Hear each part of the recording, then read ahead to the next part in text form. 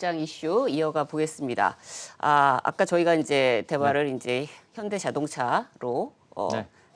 거기서 이제 끝났는데 네. 뭐 저희끼리 그 얘기 했잖아요. 현대자동차 나왔으면 이제 삼성전자 얘기 나와야 되는 거 아니냐. 네. 그러면서 이제 했는데 어제가 좀 뭐라 그럴까요? 이제 삼성전자가 그 소위 말하는 이제 저 팔만전자가 네네네. 어제 오늘 네. 좀 올라오긴 했지만 네네. 깨진 날이었고 네네. 또 공교롭게도 근데 어제 우리 그 이제 K 반도체 네네네. 뭐 벨트라고 할까요? 전체 우리 국가 네네. 차원의 전략이 뭐 이제 반도체 업체들하고 정부하고 같이 이렇게 모여가지고 뭐 사진 찍는 장면도 나오고 그랬는데요. 네. 그거 생각을 한다면 오늘 좀 반도체 관련 주들이 조금 더 올라야 하는 게 아닌가 하는 생각도 저는 이제 개인적으로 좀 들긴 하는데 네. 자, 이 부분이 어쨌든 지금 우리 뭐 삼성전자라든지 뭐 하이닉스라든지 아니면 반도체 전반적인 어떤 관련 주들의 뭐 좋은 뭐 재료로 좀 받아들여야 되겠죠.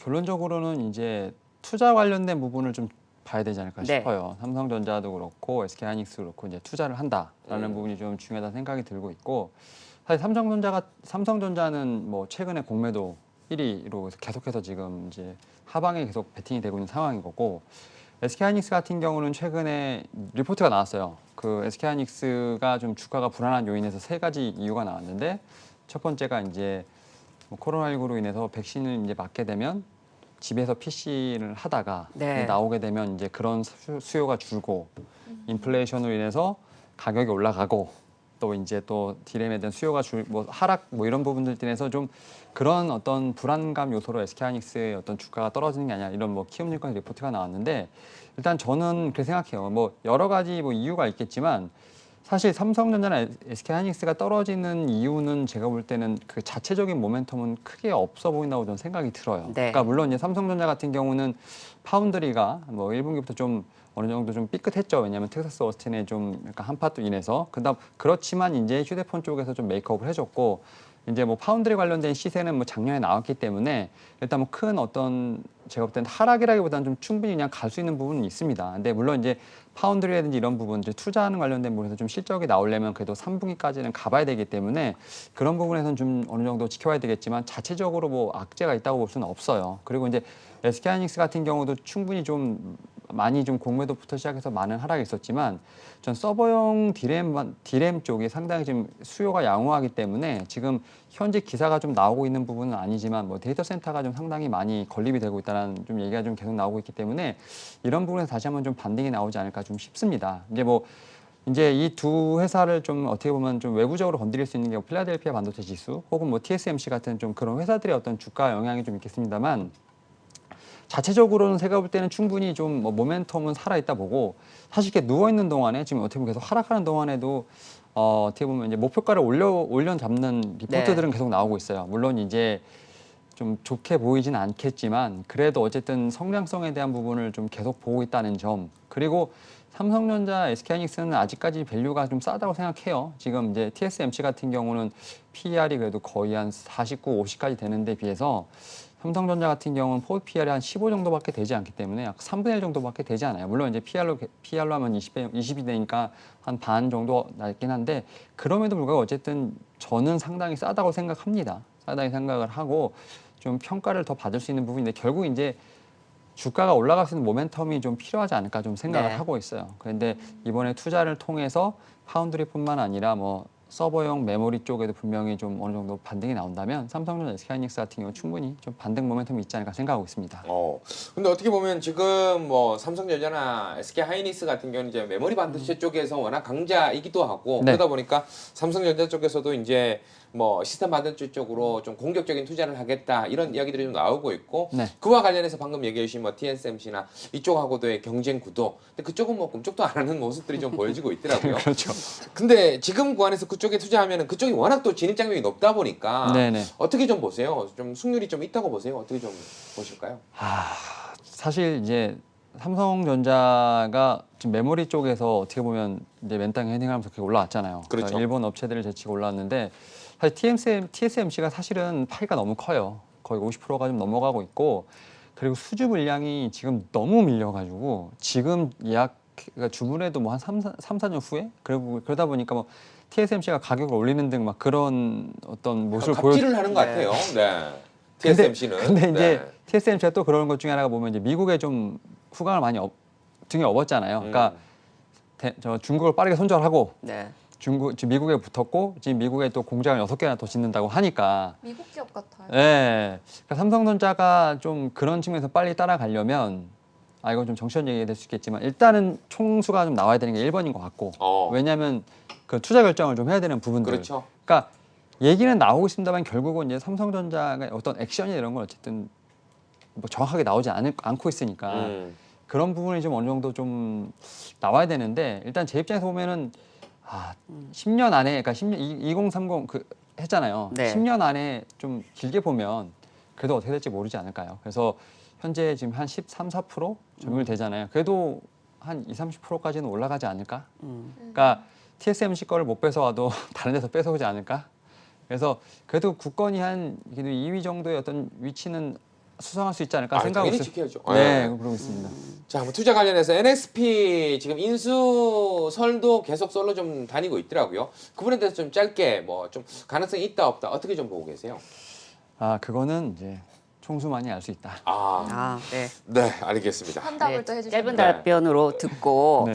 그러니까 물론 뭐 팀장님은 앞서서 지금 뭐 삼성전자도 그렇고 SK 하이닉스도 그렇고 네. 지금 뭐 이렇게 싸게 보인다 본인 네. 관점에서는 말씀을 해주셨지만 워낙 이 이제 종목에 관심도 많고 들고 계신 분들도 많고 그래서 이제 뭐 올해 뭐 초에 내내 뭡니까 반도체 쇼티지 뭐 공급망 이슈 이런 게 생기면서 야 거기다 이제 반도체 슈퍼 사이클에서 야 내가 갖고 있는 이 삼성전자와 SK 하이닉스는 정말 뭐 계속 갈 거야라고 생각을 했는데 사실 뭐 이제 흐름상으로는 또 이제 더디고 좀 뭐 부진하단 말이죠. 네. 그래서 뭐 어떻게 해야 돼요? 지금 뭐 지금도 이제 뭐 정말 단도직입적으로 지금 가야 맞는 건지 아니면은 뭐 좀 이렇게 봐가면서 들어가는 게 맞는 건지 어떻습니까? 그러니까 일단 보유하고 계신 분들 같은 경우는 조금 네. 지루하시더라도 일단 홀딩 의견 드리도록 하겠고 네. 일단은 사실 반도체 관련해서 이런 얘기가 있어요. 반도체가 가치주냐 성장주에 대한 논란이 있는데 정확히 말하면 반도체는 가치주 분류돼 있는데 이게 미국에서 약간 성장주로 엮이면서 약간 좀 우리나라 반도체도 좀 가치주 움직이는 경향이 좀 있는 것 같아요. 근데 일단은 사실 이제 반도체 업 섹터 중에서도 약간 차별화가 되게 많이 나오고 있는데 일단 삼성전자, SK하이닉스 같은 경우는 대형주고 이제 탑픽이잖아요. 근데 이 종목들이 지금 쉬는 동안에 중소형주는 또 반대로 가는 좀 종목들도 있었어요. 네, 네. 그렇죠. 그러니까 만약에 신규로 진입을 하시고자 하신 분들 같은 경우는 일단은 삼성전자, SK하이닉스보다는 좀 밑에 단에는 중소형주를 공략하는 게 일단은 지금은 낫지 않을까 싶고요. 삼성전자나 SK하이닉스 같은 경우는 사실 보유해도 저는 그렇게 막 뭐 물론 이제 SK하이닉스 같은 경우 좀 너무 과매도 구간이긴 합니다만 시간이 지나면 충분히 저는 올라올 수 있다고 생각해요. 특히 삼성전자 같은 경우 제가 말씀드렸지만 이제 고배당주로 변신을 했기 때문에 그런 배당에 대한 매력도 생각을 해보신다면 삼성전자는 그냥 어떻게 보면 삼성전자, SK하이닉스로 단타를 치실 건 아니라고 좀 생각을 하기 때문에 네. 일단 보유하신 분 그렇고 이제 새로 들어가시고자 하는 분들은 중소형주부터 일단 네. 하고 앞서 말씀드린 것처럼 뭐 한 그 서버용 디램 쪽에 좀 실적이 잡히는 뭐 한 2분기, 3분기부터는 충분히 진입이 가능하지 않을까. 근데 이제 차트상으로 보게 되면 제 주변에 있는 분들은 조금씩 추매를 하시긴 하시더라고요. 근데 저는 좀 약간 보수적으로 좀 말씀을 드려보도록 하겠습니다. 야, 그렇다면 뭐 지금 낙수 효과를 좀 누리자라고 얘기는 주셨는데 종목도 그러면 낙수 효과 좀 받을 수 있는 종목 좀 잡아오셨겠죠? 그렇죠. 일단 어제 또 뉴스를 보고 이제 투자 관련된 좀 뉴스가 나왔고 이제 아시겠지만 이제 텍사스 오스틴 이제 공장 옆에 뭐 어디다 지을지에 대한 부분은 정확히 아직 그러니까 결국 이제 아무 얘기도 안 나왔어요. 삼성전자 입에서 아무것도 안 나왔지만 뭐 추측을 하자면 뉴욕으로 갈 수도 있고 텍사스 그렇고 평택 공장도 지금 해야 되는데 막 이런 부분 나오고 있는데 그렇죠. 공장을 증설하려면 일단 아시겠지만 뭐 땅을 매입을 하고 그다음에 이제 아시겠지만 이제 뭐 땅 파고 그다음에 건물 짓고 설비 이런 어떤 라인이 네. 들어가잖아요. 그렇게 되면 이제 가장 그 앞단에서 좀 수혜를 볼 수 있는 종목을 하나 좀 가지고 왔습니다. 그리고 자리도 좀 괜찮은 것 같아서 갖고 왔는데 일단 회사 이름은 한양 ENG라는 종목이라고 좀 말씀드릴 수 있을 것 같고요.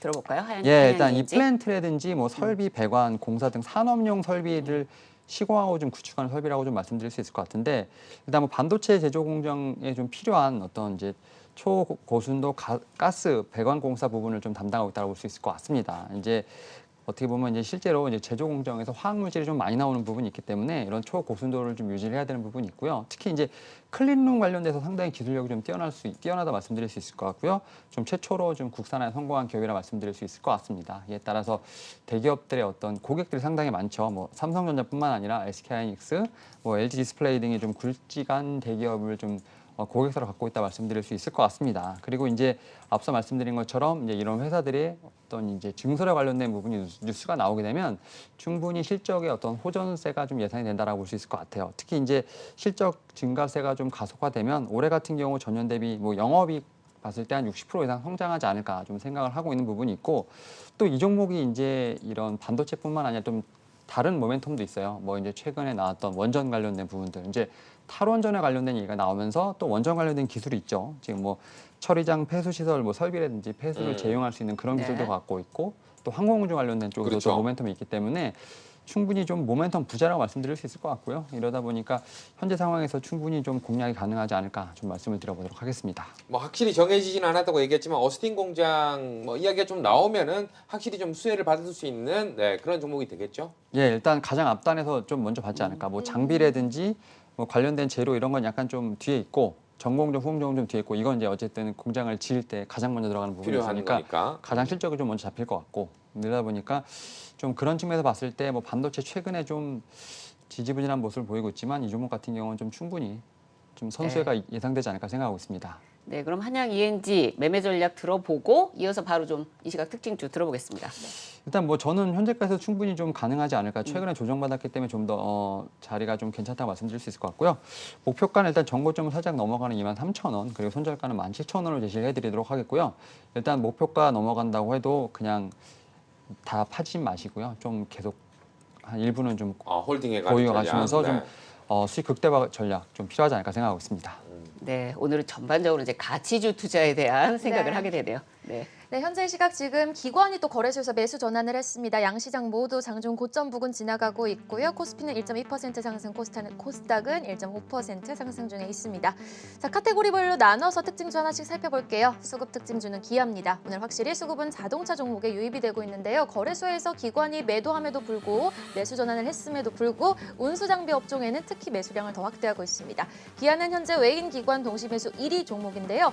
기아의 전기차 사전 예약이 조기 마감됐다는 뉴스 보셨을 겁니다. 그런데 제가 얼마나 인기가 있길래 그렇지 하고 검색을 하다가 영상을 하나 봤습니다. 이 기아 EV6가 람보르기니 같은 슈퍼카들과 한 단거리의 레이스에서 맥라렌 다음으로 빠른 속도를 자랑하더라고요. 성능까지 인정받은 기아 수급에서도 오늘 인정을 받고 있습니다.